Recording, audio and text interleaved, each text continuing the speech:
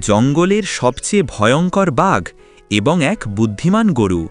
আজ দেখব কে জিতবে এই দ্বন্দ্বে। আজ অবশ্যই গরুটি আমার হাতে, আর কোনো ভুল হতে দেব না।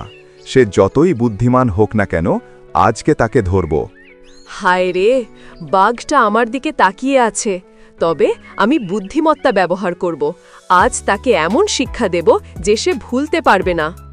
বাঘ নীরবে গরুর দিকে এগোচ্ছে, পায়ের আওয়াজ বাতাসে মিলছে।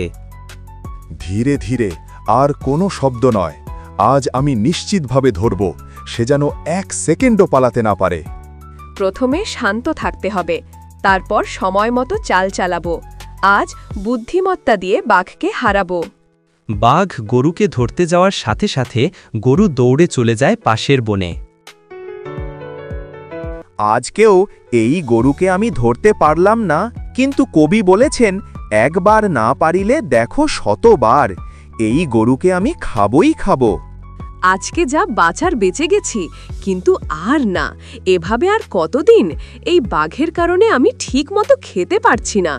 বাঘকে এমন একটা শিক্ষা দিব যেন সে সারা জীবন মনে রাখে। পরের দিন গরু মিঠি ফাঁদ বানানোর জন্য কিছু পাতা নিয়ে আসলো আর একটা গর্তের ওপরে পাতাগুলো রাখলো। যাই একটু ঘাস খেতে, মাঠে মনে হয় বাঘ আমার জন্য অপেক্ষা করতেছে। আজ বাঘকে বোকা বানাবই।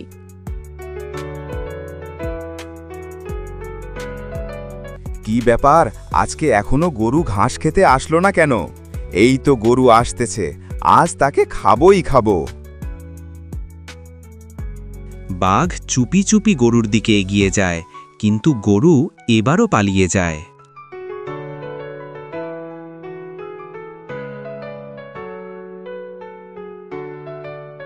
দেখছিস, শক্তি সব নয়, বুদ্ধিমত্তা থাকলেই জয় করা যায়। বাঘ, আজ তুমি শিখলে কি বুদ্ধিমত্তা মানে কি? পরের দিন আমি বিশ্বাস করতে পারছি না।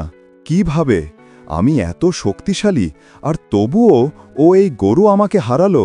বাঘ বুঝতে পারে যে শক্তি দিয়ে সবকিছু করা যায় না। এজন্য বাঘ গরুর কাছে ক্ষমা চাইতে গেল।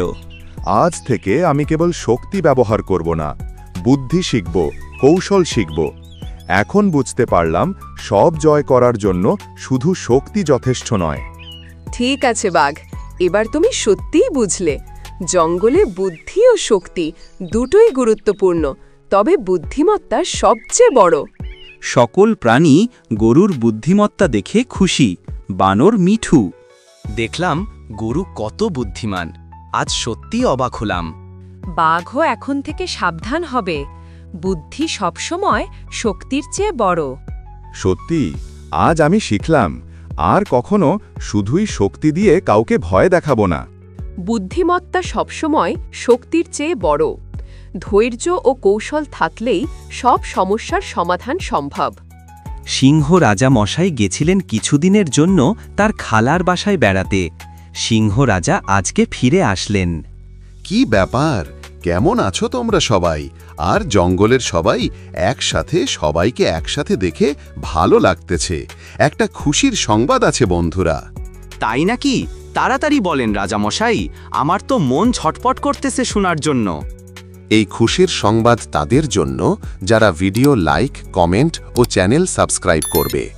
খুশির সংবাদটা হলো, কালকে জঙ্গলের একটা সাংস্কৃতিক অনুষ্ঠান হবে। এটা দেখার জন্য সবাইকে চ্যানেল সাবস্ক্রাইব করতে হবে। ঠিক আছে রাজামশাই, আমরা সবাই আপনার ঝিলমিল গল্পের চ্যানেল সাবস্ক্রাইব করব। জঙ্গলে আবার শান্তি ফিরে আসে, সকল প্রাণী আনন্দে ঘোরে, আর গরুর বুদ্ধিমত্তার গল্প সবাই মনে রাখে।